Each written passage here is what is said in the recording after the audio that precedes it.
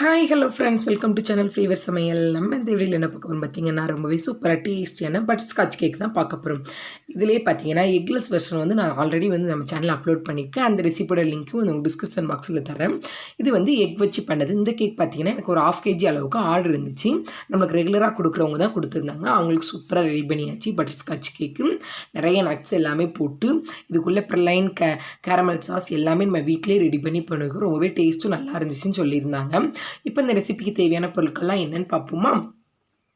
அதுக்கு முன்னாடி நம்ம சேனலில் ஃபஸ்ட் டைம் பார்க்குறீங்கன்னா ஃப்ளேவர் சமையலை சப்ஸ்கிரைப் பண்ணிக்கோங்க.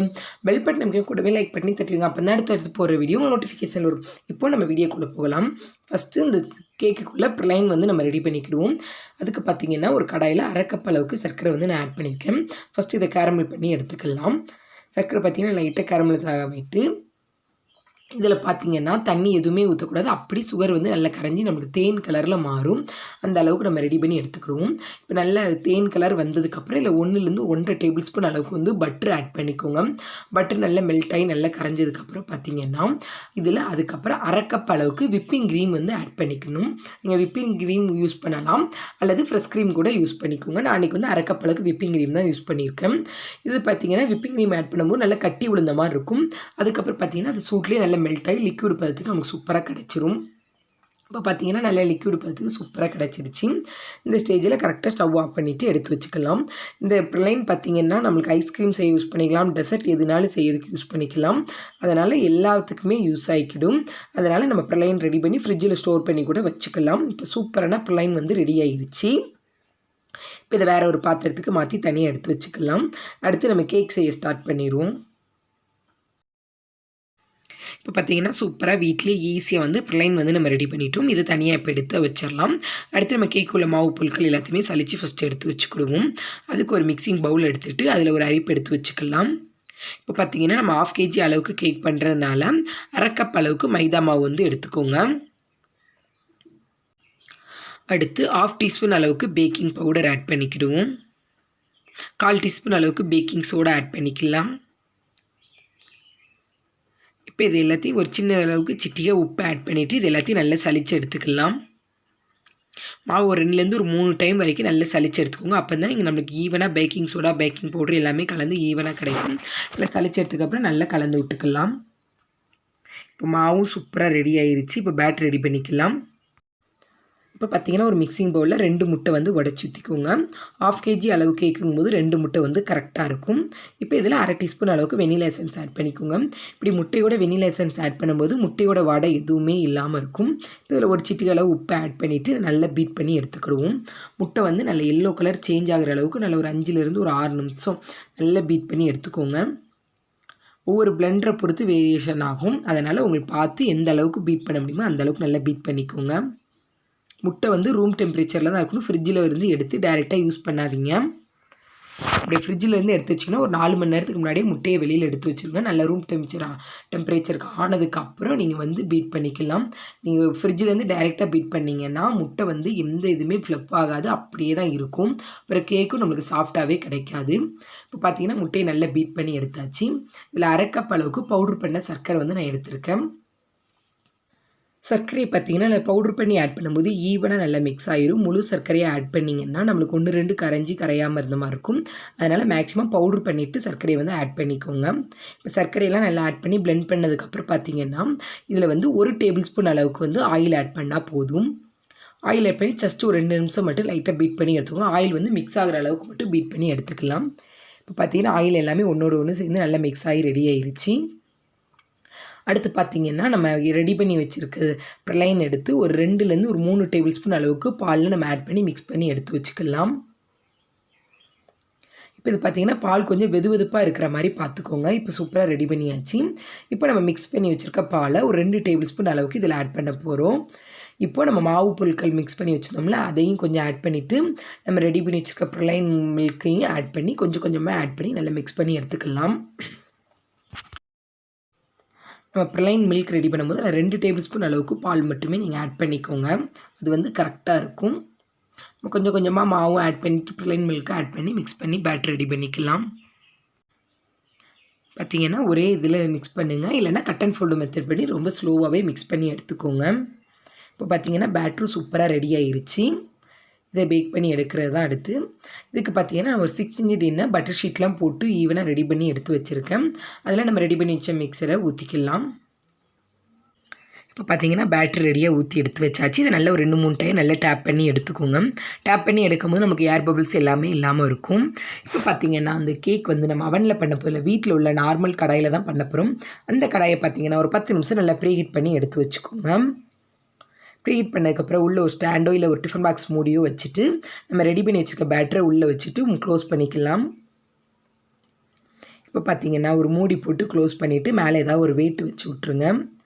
நமக்கு இந்த கேக் பார்த்திங்கன்னா 25லேருந்து 30 நிமிஷம் ஈவனாக பேக் ஆயிரும்.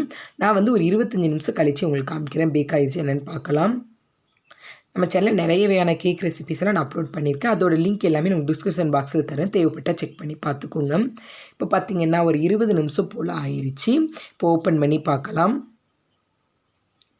பார்த்திங்கன்னா உங்களுக்கே தெரியும் கேக் நல்லா ஈவனாக ரொம்பவே சூப்பராக ரெடி ஆயிடுச்சு. இப்போ ஒரு டூத் பிக் வச்சு குத்தி பார்த்தீங்கன்னு வச்சுக்கோங்களேன், நம்ம கேக் வந்து ஒட்டாமல் இருந்துச்சுன்னா சூப்பராக உள்ளேயும் வந்து ரெடி ஆயிடுச்சு. அதுவும் கேக்கும் பார்த்திங்கன்னா உள்ளே சூப்பராக குக்காகி ரெடி ஆயிடுச்சு. இப்போ இதை பார்த்திங்கன்னா வெளியில் எடுத்துகிட்டு நல்லா ஃபஸ்ட்டு ஆற வச்சு எடுத்துக்கலாம். இப்போ இது ஆறிட்டுருக்க டைமில் இதுக்கு கேரமல் சாஸ் வந்து நம்ம ரெடி பண்ணி எடுத்துக்கிடுவோம். அதுக்கு பார்த்திங்கன்னா நான் அதே கடாய் தான் வச்சுருக்கேன், நீங்கள் வேறு கடாய் கூட யூஸ் பண்ணிக்கோங்க. அதுக்கு ஒரு 1/4 கப் அளவுக்கு சர்க்கரை ஆட் பண்ணிக்கலாம். இதையும் ஃபஸ்ட்டு அதே மாதிரி கேரமலைஸ் பண்ணி எடுத்துக்கிடுவோம். சுகரை தேன் கலருக்கு மாற்றுற அளவுக்கு நல்லா எடுத்துக்கலாம். நம்மளுக்கு பார்த்திங்கன்னா லைட்டாக கேரமல்ஸ் ஆகிட்டு இன்னும் கொஞ்சம் 2 நிமிஷம் வெயிட் பண்ணோம்னா சூப்பரான கேரமல் சிரப் வந்து நமக்கு ரெடி ஆயிரும். இப்போ இதில் பார்த்திங்கன்னா கொஞ்சமாக நட்ஸ் வந்து ஆட் பண்ண அப்புறம் உங்கள்கிட்ட எந்த நட்ஸ் இருந்தாலுமே ஆட் பண்ணிக்கோங்க. ஃபஸ்ட்டு 1 டேபிள் ஸ்பூன் அளவுக்கு பட்டர் இதோடு ஆட் பண்ணி நல்லா மிக்ஸ் பண்ணி எடுத்துக்கலாம். இப்படி பட்டர் ஆட் பண்ணும்போது ரொம்பவே டேஸ்ட் வந்து சூப்பராக இருக்கும்.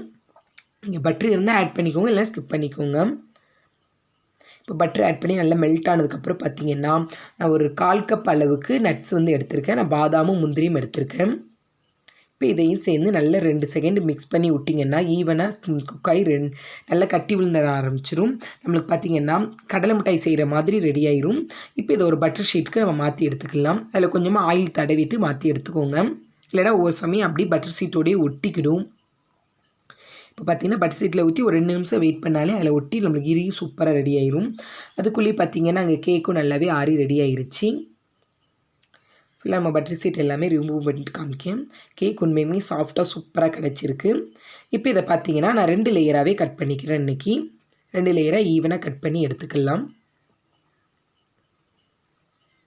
இப்போ ஒரு கேக் போர்டு வச்சுட்டு நம்ம கேக் அசம்பிள் பண்ண ஆரம்பிச்சிக்கலாம். விப்பிங் க்ரீம் வந்து நான் ஆல்ரெடி பீட் பண்ணி எடுத்து வச்சுட்டு அதோட ரெசிபி லிங்க்கும் உங்களுக்கு டிஸ்கிரிப்ஷன் பாக்ஸில் தர, மறக்காமல் செக் பண்ணி பார்த்துக்கோங்க. நம்ம ரெடி பண்ணி வச்சுருக்க விப்பிங் க்ரீமில் கொஞ்சமாக ப்ரலைன் ஊற்றி மிக்ஸ் பண்ணிக்கலாம். அப்படிங்கும்போது கலரும் கொஞ்சம் நம்ம லைட் எல்லோஸாக கிடைக்கும், டேஸ்ட்டும் நல்லாயிருக்கும். ப்ளைன் விப்பிங் க்ரீமோட ப்ரலைன் ஆட் பண்ணும்போது டேஸ்ட்டு ரொம்பவே நல்லாயிருக்கும். அதனால் ப்ரலைன் ஆட் பண்ணி நம்ம மிக்ஸ் பண்ணி எடுத்து வச்சாச்சு. இப்போ விப்பிங் க்ரீம் ரெடி, கேக்கு எல்லாமே ரொம்பவே சூப்பராக ரெடி பண்ணியாச்சு. இப்போ நம்ம பார்த்திங்கன்னா கேக்கை நம்ம நீட்டாக அசம்பிள் பண்ணி எடுத்துக்கலாம். ஃபஸ்ட்டு ஒரு கேக் போர்டில் கொஞ்சமாக க்ரீம் அப்ளை பண்ணிவிட்டு ஃபஸ்ட்டு லேயர் வச்சுக்கலாம். வச்சதுக்கப்புறம் பார்த்திங்கன்னா சுகர் சிரப்பால் நல்லா வெட் பண்ணி விட்டுக்கோங்க. சுகர் சிரப்பால் நல்லா நினச்சதுக்கப்புறம் பார்த்திங்கன்னா நம்ம ரெடி பண்ணி வச்சுருக்க விப்பிங் க்ரீமை ஈவனாக அப்ளை பண்ணிக்கலாம். விப்பிங் க்ரீம் பார்த்திங்கன்னா ஒரு லேயர் அப்ளை பண்ணதுக்கப்புறம் நம்ம ரெடி பண்ணி வச்சுருக்க ப்ரலைனையும் ஆட் பண்ணிக்கிடுவோம். ப்ரலைன் பார்த்து நல்லா ஆற வச்சு எடுத்துக்கோங்க. சூடாக ஆட் பண்ணிங்கன்னா அப்புறம் க்ரீமும் நம்மளுக்கு மெல்ட் ஆயிரும். நல்லா ஆறினதுக்கப்புறம் 2 ஸ்பூன் ஆட் பண்ணிவிட்டு அதையும் ஒரு லேயர் மாதிரி ஆட் பண்ணிக்கோங்க. இப்போ ப்ரலைனும் சூப்பராக ரெடி பண்ணியாச்சு. இதுக்கு மேலே பார்த்திங்கன்னா நம்ம ரெடி பண்ணி வச்சுருக்க கேரமலில் வந்து நட்ஸோடு சேர்த்து ரெடி பண்ணியிருக்கோம். இதை பவுட்ரு பண்ணிக்கிடுவோம். நீங்கள் வந்து கொஞ்சமாக உடைச்சாலும் பரவாயில்ல, நான் கொஞ்சம் குறகுறப்பாக உடச்சி எடுத்துக்கிறேன். மிக்சியில் போட்டு லைட்டாக ஒரு பல்ஸ்க்கு பண்ணாலே போதும். இப்போ பார்த்திங்கன்னா இந்த அளவுக்கு நல்லா பல்ஸ் மோடில் போட்டு நல்லா குறகுறப்பாக எடுத்து வச்சுக்கோங்க. அப்படிங்கும்போது இந்த கேக் சாப்பிடும்போது நட்ஸ் வாயில் சேர்ந்து கடிபடும்போது நல்லாயிருக்கும் டேஸ்ட்டு. அதனால் நட்ஸையும் நல்லா குறகுறப்பாக பவுடராக்கி எடுத்து வச்சாச்சு. இதை இன்னொரு லேயருக்கு இதில் ஆட் பண்ணிக்கலாம். நட்ஸ் பார்த்திங்கன்னா நிறையவே உள்ள ஃபில்லிங்க்கு ஆட் பண்ணிக்கோங்க. அப்படிங்கும்போது டேஸ்ட் இன்னுமே சூப்பராக இருக்கும், கஸ்டமரும் நல்லா ஹாப்பி ஆவாங்க. அதனால் நட்ஸ் வந்து ஒரு லேயர் ஃபுல்லாகவே சூப்பராக ஆட் பண்ணியாச்சு. இப்போ இன்னொரு லேயர் இதில் வச்சுட்டு இதையும் அதே மாதிரி சுகர் சிரப்பால் வெட் பண்ணிவிட்டு மேலே க்ரீம் அப்ளை பண்ணி எடுத்துக்கலாம். இப்படி சுகர் சிரப்பால் நினைக்கிறதுனால தான் கேக் வந்து இன்னுமே சாஃப்டாக கிடைக்கும். அதனால் கண்டிப்பாக சுகர் சிரப்பால் நல்ல ஈவனாக நினச்சி எடுத்துக்கோங்க. இப்போ பார்த்தீங்கன்னா 2வது லேயரும் சூப்பராக க்ரீம் போட்டு அப்ளை பண்ணி எடுத்துக்கலாம். ரெடி பண்ணிவிட்டு அதுக்கு மேலேயே க்ரம் கோட்டு சூப்பராக ஈவனாக கொடுத்து எடுத்து வச்சுக்கோங்க. க்ரம் கோட்லாம் நம்ம கொடுத்து ஒரு 10 நிமிஷம் ஃப்ரிட்ஜில் வச்சு எடுத்தால் தான் அது கேக் வந்து நம்மளுக்கு ஈவனாக செட் ஆகும். அடுத்து நம்ம மேலே டாப்பிங்க்கு க்ரீம் ஆட் பண்ணும்போது எந்த ஒரு இதுவுமே இல்லாமல் சூப்பராக ரெடியாக இருக்கும். இப்போ ஒரு 10 நிமிஷம் இதை ஃபஸ்ட்டு ஃப்ரிட்ஜில் வச்சு எடுத்துக்கிடுவோம். நம்ம க்ரம் கோட்லாம் கொடுத்து ஒரு 10 நிமிஷம் ஃப்ரிட்ஜில் வச்சு செட் ஆகி எடுத்ததுக்கப்புறம் மெயின் கோட்டும் சூப்பராக கொடுத்தாச்சு. இந்த இதில் பார்த்தீங்கன்னா மெயின் கோட் கொடுத்தது என் ஹஸ்பண்ட் தான் கொடுத்தாங்க. ரொம்பவே நீட்டாக ரெடி பண்ணிட்டாங்க. இல்லை சைடில் லைட்டாக உரமாக பார்த்தீங்கன்னா என் பையன் கையை வச்சுட்டான், அதனால் அப்படி ஆயிடுச்சு. அதுக்கப்புறம் பார்த்தீங்கன்னா நம்ம ரெடி பண்ணி வச்சுருக்க ப்ளைனை மேலே ஃபுல்லாகவே ஸ்ப்ரெட் பண்ணி விட்டுக்கலாம். ஈவனாக நல்லா ஸ்ப்ரெட் பண்ணிக்கோங்க. உங்களுக்கு ப்ரலைன் வந்து ரொம்ப திக்காயிருச்சு அப்படின்னா லைட்டாக ஒரு ட்ராப் அளவுக்கு ஒன்று மில்க் ஆட் பண்ணிக்கோங்க, இல்லைன்னா வார்ம் வாட்டர் ஆட் பண்ணி நல்லா மிக்ஸ் பண்ணிக்கோங்க. இப்போ சைடில் லைட்டாக ட்ரிப் பண்ணி விட்டுக்கலாம். நீங்கள் இதை பைப்பிங் பேக்கில் போட்டு கூட ஆட் பண்ணிக்கலாம். மேலே பார்த்தீங்கன்னா ரொம்பவே சிம்பிளாக ஒரு 3 ரோஸர் டிசைன் மட்டும் போட்டுட்டு அதுக்கு மேலே இருக்கிற நட்ஸ் எல்லாத்தையுமே தூவி எடுத்துட்டேன். இப்போ பார்த்தீங்கன்னா நம்ம ரொம்பவே கேக்கு ரொம்பவே சூப்பராக ஃபினிஷ் பண்ணி எடுத்தாச்சு. கஸ்டமரும் ரொம்பவே சூப்பராக இருந்துச்சுன்னு சொல்லியிருந்தாங்க. இப்போது சூப்பராக பேக் பண்ணி அவங்களுக்கு ஈவினிங் டெலிவரியும் பண்ணியாச்சு. இப்போ இந்த கேக் ரெசிபி உங்களுக்கு பிடிச்சிருந்துச்சின்னா உங்கள் ஃப்ரெண்ட்ஸ் அண்ட் ஃபேமிலியோட ஷேர் பண்ணிக்கோங்க. நம்ம சேனலில் பார்த்தீங்கன்னா நிறைய வகையான கேக் ரெசிபிஸ்லாம் அப்லோட் பண்ணியிருக்கேன். நார்மல் கடாயில் எப்படி பண்ணுறதுன்னு அப்லோட் பண்ணியிருக்கேன். அப்புறம் அவனில் உள்ள ரெசிபிங்கெலாம் அப்லோட் பண்ணியிருக்கேன். அதோட ரெசிபி லிங்க்கு ப்ளேலிஸ்ட் எல்லாமே நான் உங்களுக்கு டிஸ்கிரிப்ஷன் பாக்ஸில் தரேன். தேவைப்பட்டால் நீங்களும் அதையும் செக் பண்ணி பார்த்துக்கோங்க. இந்த வீடியோ உங்களுக்கு ரொம்ப பிடிச்சிருந்துச்சின்னா உங்கள் ஃப்ரெண்ட்ஸ் அண்ட் ஃபேமிலியோட ஷேர் பண்ணிக்கோங்க. மறக்காமல் ஃப்ளேவர் சமையலை சப்ஸ்கிரைப் பண்ணிக்கோங்க. Thank you friends. இந்த வீடியோவை கடைசி பார்த்துக்கு ரொம்ப நன்றி. மீண்டும் ஒரு வீடியோவில் சந்திப்போம்.